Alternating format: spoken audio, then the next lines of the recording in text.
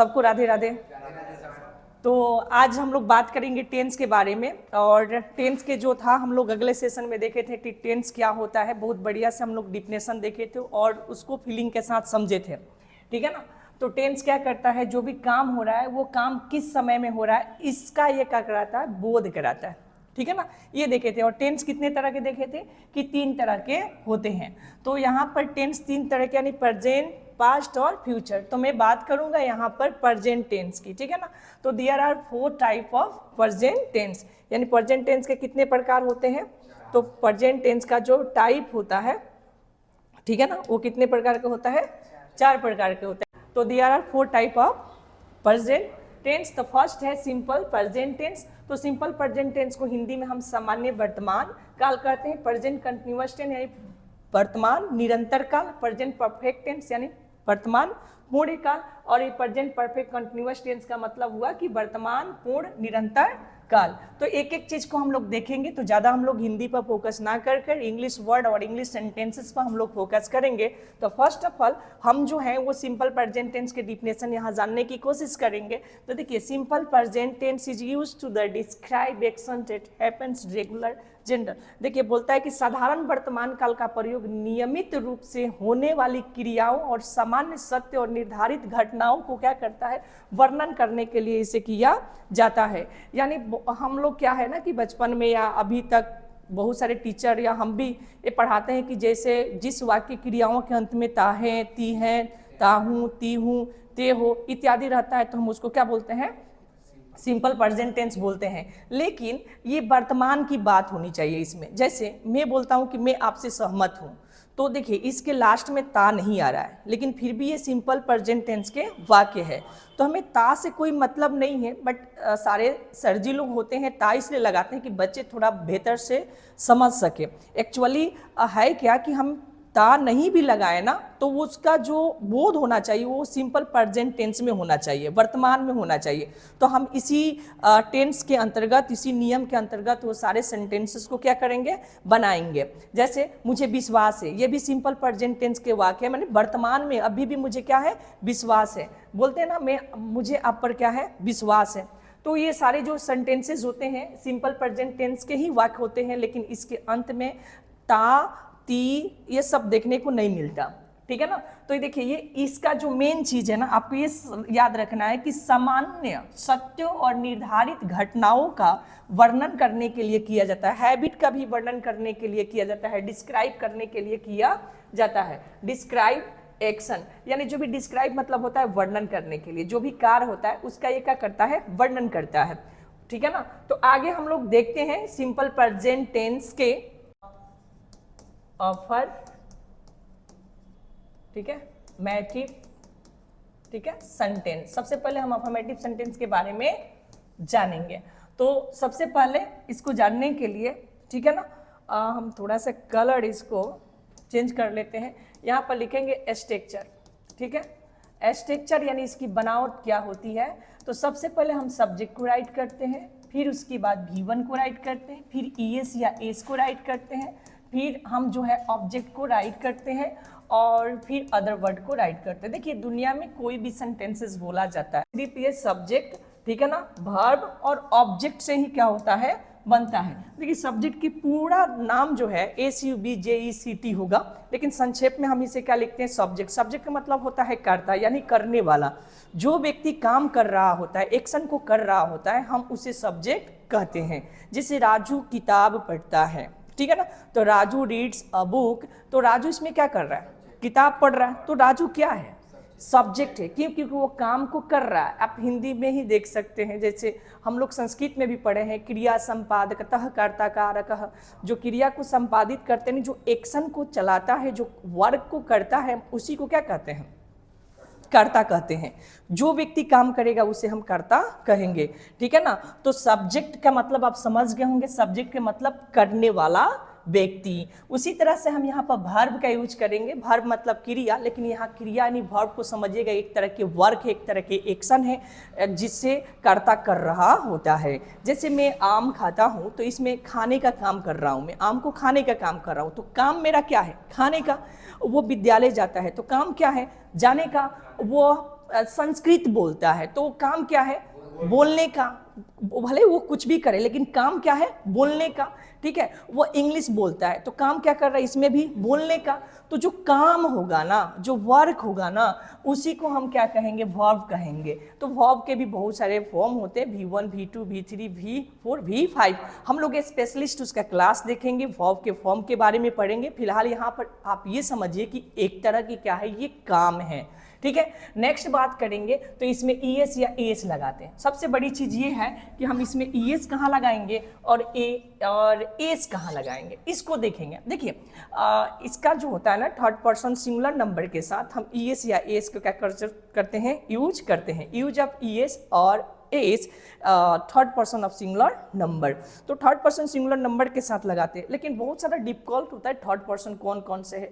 तो मेरे अकॉर्डिंग देखेंगे तो नोट में आप ऐसे याद रखिएगा कि ही, ठीक है ना, सी और ईट और वन नेम, कोई भी एक नेम होना चाहिए। उसमें हम ना यूज ऑफ क्या, ES या AS का क्या करेंगे, प्रयोग करेंगे। यूज ऑफ ES या AS। लेकिन ES कहाँ लगेगा और AS कहाँ लगेगा, तो ES कहाँ लगाएंगे, AS कहाँ लगाएंगे। इतना तो पता चल गया कि अगर काम करने वाला व्यक्ति इन चारों में से कोई एक हो, ठीक है ना, तब हम वर्ब के अंत में, काम के अंत में ES या AS जोड़ेंगे तो जोड़ेंगे। लेकिन अब ES कहाँ जोड़ेंगे और AS कहाँ जोड़ेंगे, तो इसको भी देख लीजिएगा। इफ, यदि, ठीक है ना, वर्ब के क्या, अंत में, ठीक है ना, इन द वर्ब, यदि वर्ब के अंत में, ठीक है, क्या रहेगा, यदि वर्ब के अंत में अगर कोई वॉयल रहता है, ठीक है ना, वॉयल हम सभी जानते हैं, A, E, I, O, U, ये रहता है तो हम क्या जोड़ेंगे, रहता है तो हम जोड़ेंगे वहां पर ES का प्रयोग करेंगे। क्या करेंगे, ES का प्रयोग करेंगे। ठीक है, प्रयोग करेंगे। यदि अगर वर्ब के अंत में, यदि वर्ब के अंत में क्या हो, कॉन्सोनेंट हो। अगर कॉन्सोनेंट होता है तो हम क्या करेंगे, रहता है तो केवल हम किसका प्रयोग करेंगे, केवल एस का क्या करेंगे, प्रयोग करेंगे। किसका प्रयोग करेंगे, केवल एस का प्रयोग करेंगे। इतनी ही सी बात आपको क्या करना है, याद करना है। जो भी झंझट है ना इसमें ही है, बाकी के टेंसेस में उतना झंझट आपको देखने को नहीं मिलेगा। जैसे में हम यहाँ पर देखते हैं कि वह विद्यालय जाता है। इसको थोड़ा ध्यान से देखिएगा, ठीक है ना। तो वह का क्या होगा, हमने देखा था कि कितने ही के, ठीक है ना, सी, ईट, वन नेम, कोई भी नेम होना चाहिए लेकिन सिंगुलर होना चाहिए। उसी में हम एस या का लगाएंगे एस। लेकिन इसके मतलब अगर वर्ब हो, वर्ब के अंत में क्या हो, वर्ब के अंत में क्या हो, वॉवेल हो, ठीक है ना, क्या हो, वर्ब के, ठीक है ना, अंत में कोई वॉवेल हो, यानी बोले तो ए हो, ई हो, आई हो, ठीक है ना, ओ हो, यू हो, इसमें से कोई भी चीज हो तो हम एस क्या करेंगे, लगाएंगे। अगर कॉन्सोनेंट है तो हम क्या लगाएंगे, केवल एस लगाएंगे। इतना चीज होने के बाद तो इधर देख लेते हैं। तो वो जाता है तो ये क्या है, ही है, पुरुष के लिए ही लगाते हैं, मेल के लिए। और जाने का क्या होगा, गो, और इसमें क्या जोड़ देंगे हम, ई एस। क्यों ई एस जोड़ रहे हैं सर, तो ही है और ही रहेगा तो ई एस या एस जुटेगा। लेकिन आप देख रहे हैं कि यहाँ पर लास्ट में जो है ना वॉयल से, तो हम इसमें क्या लगा दिए, ई एस लगा दिए। और कहाँ जाता है, तो टू स्कूल। कहाँ जाता है, टू स्कूल। तो ज़्यादातर हम लोग कोशिश करेंगे कि बोले। जैसे कि मैं यहाँ पर एक दूसरा उदाहरण ले लेता हूँ कि वह पटना जाता है, तो कैसे बनाएंगे आप, He goes to पटना।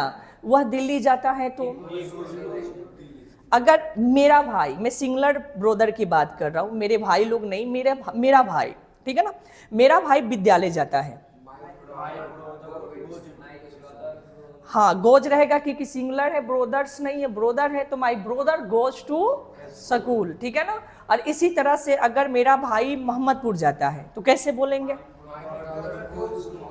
ठीक है ना, इस तरह से प्रैक्टिस हम लोग कर लेते हैं। कुछ वाक्य को प्रैक्टिस करेंगे, बनाने से बेहतर होगा। आपके पास बुक है, आप उसको बनाइए। मैं चाहूँगा कि आप बनाने से ज़्यादा आप इसको बोलिए, ठीक है, क्योंकि दोनों हो जाएगा। एक तो बोलने की भी प्रैक्टिस होगी और दूसरी चीज़, ठीक है ना, और बनाने की भी होगी। तो चलिए हम लोग साथ में प्रैक्टिस करते हैं। मैं हिंदी कुछ सेंटेंसेस वाक्य लेता हूँ जिसमें ईएस या एस लगाना है और इस पर हम लोग बोलेंगे, क्योंकि उतना हम बनाने के देंगे तो ज़्यादा टाइम वेस्ट होगा। उससे बढ़िया बोल ही लेते हैं। और घर के लिए आपको एक्सरसाइज तो है ही, बुक्स है, उसके अकॉर्डिंग आप लोग एक्सरसाइज बना लीजिएगा।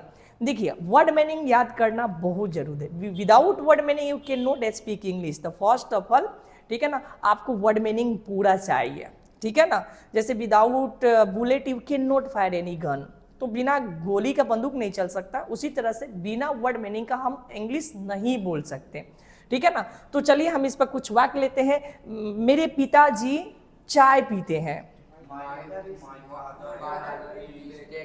हाँ, तो यहाँ पर टेक में एस लगाएंगे। माई फादर टेक्स, और ऑलरेडी ई है इसमें, क्या, टी, ठीक है ना। मेरे पिताजी क्या करते हैं, चाय पीते हैं। मेरे पिताजी फिल्म देखते हैं।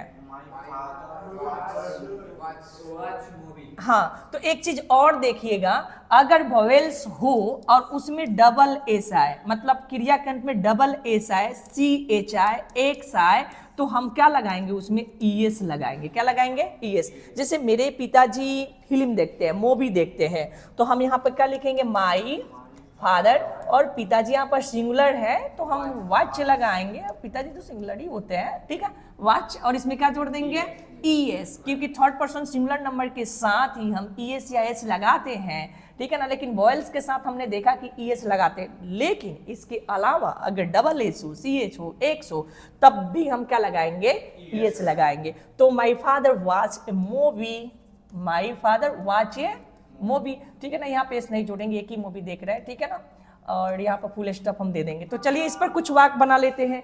मेरा भाई फिल्म देखता है। My brother watch a movie, मेरी बहन फिल्म देखती है। My sister watch A movie. अब यहाँ पर थोड़ा सा हम दो वाक्य को जोड़कर बनाएंगे, ठीक है ना, थोड़ा कंजक्शन का हम लोग यूज करेंगे, ठीक है ना, बट ऐसे लगाकर। जैसे मेरे पिताजी मूवी देखते हैं लेकिन मेरी माँ सीरियल देखती है, ठीक है ना। मेरे पिताजी मूवी देखते हैं और मेरी माँ सीरियल देखती है, बट लगाकर, एंड लगाकर हम लोग कुछ वाक्य बनाएंगे। यहाँ पर बट के बेहतर रहेगा कि हम एंड लगाएं, ठीक है ना। तो जैसे कि हम एक वाक्य बोल रहे हैं, कैसे बोल रहे हैं, उसी तरह से आपसे मैं भी बोलवाऊंगा। प्रैक्टिस करना बहुत जरूरी है, ठीक है ना। जैसे कि मेरे पिताजी फिल्म देखते हैं और मेरी माँ सीरियल देखती है, तो हम इसको कैसे इंग्लिश में बोलेंगे, my father watch A movie, और एंड लगा देंगे, and my mother watch A serial, और मेरी माँ जो है वो क्या करती है, सीरियल देखती है। बट भी लगाकर अब बना सकते, बट मतलब लेकिन, ठीक है ना, कुछ, क्योंकि दोनों में डिफरेंस है। पिताजी मूवी पसंद है और सीरियल क्या है, मम्मी को पसंद है, ठीक है ना।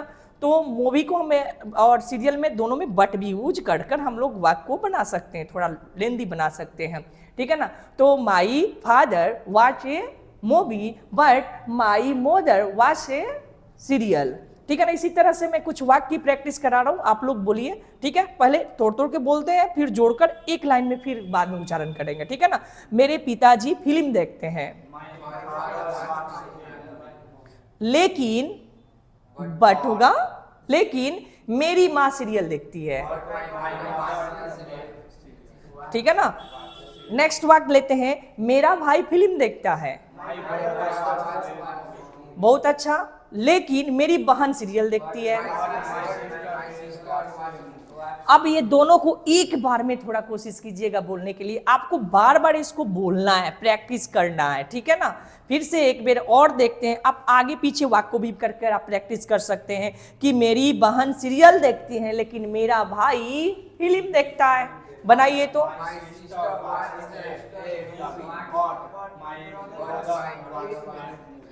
बहुत अच्छा। तो इसी तरह से हम बहुत सारे वाक्यों को क्या करेंगे, बार बार बोलेंगे, बार बार प्रैक्टिस करेंगे, तो हमारी इंग्लिश काफ़ी बेहतर हो सकती है। बशर्ते हमें कुछ ध्यान रखने की बातें होगी, जो हमें ध्यान उस पर रखना होगा। तो चलिए देखते हैं, कुछ और वाक हम लेते हैं, ठीक है ना, इसी स्ट्रक्चर के अकॉर्डिंग। जैसे कि हमने बोला कि right for subject is after V1, use of ES या AS according to the subject and object, ठीक है ना, एंड अदर वर्ड, ठीक है ना, अदर वर्ड भी लेकर हम लोग देखेंगे। ऑब्जेक्ट क्या हो गया, जैसे कि ऑब्जेक्ट के रूप में यहाँ पर क्या आ रहा है, मूवी आ रहा है, ठीक है ना, सीरियल आ रहा है, वो एक तरह के क्या है, ऑब्जेक्ट है। जैसे मैं पिज्जा खाता हूँ तो इसमें हम ES नहीं लगाएंगे। वे लोग घर जाते हैं, इसमें ES नहीं लगाएंगे। सिर्फ लगाना कितना चीजों में है बाबू, ठीक है ना, कितने चीजों में लगाना है, हाँ ये याद रखिएगा, he see it one name. Actually ऐसे कहना गलत होगा, बशर्ते मेरा मानना है कि थर्ड पर्सन ये टोटल है, तो आप आसानी से समझ सकते हैं, ठीक है ना। थर्ड पर्सन के साथ थर्ड पर्सन सिंगुलर नंबर में ही हम क्या लगाते हैं, ES या S लगाते हैं। यदि वॉयल्स होगा तो ES और कॉन्सोनेंट होगा तो S लगाएंगे। अगर थर्ड पर्सन सिंगुलर नंबर नहीं हो तो हमें किसी भी तरह के ES लगाने की जरूरत नहीं है। जैसे कि मैं क्रिकेट खेलता हूँ, आई प्ले क्रिकेट, प्ले में S नहीं लगेगा। चलिए इस पर कुछ प्रैक्टिस करते हैं। मैं क्रिकेट खेलता हूँ, मैं फुटबॉल खेलता हूँ, मैं वॉलीबॉल खेलता हूँ, मैं बास्केटबॉल खेलता हूँ, मैं बैडमिंटन खेलता हूँ, ठीक है ना। अब इसी वाक्य को मैं माता का, पिता का, ये सब जोड़कर आप और भी वाक्य को क्या कर सकते हैं, बना सकते हैं। जैसे मेरे पिताजी क्रिकेट खेलते हैं लेकिन मैं फुटबॉल खेलता हूँ,